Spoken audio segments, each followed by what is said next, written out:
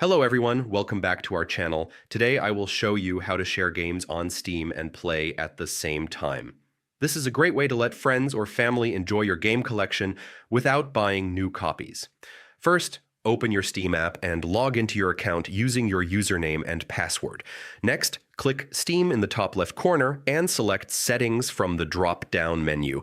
Then click the Family tab. To use this feature, your account must not be limited.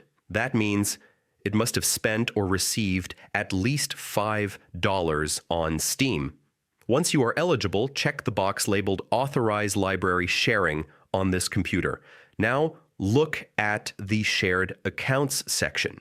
You will see a list of other accounts that have logged into this device. Check the box next to the account you want to share your library with. Click OK to save your changes. That account can now access and play your games from their own profile on this computer. Steam allows you to share your library with up to 5 accounts. Choose people you trust and game with often. And that is it. Thanks for watching.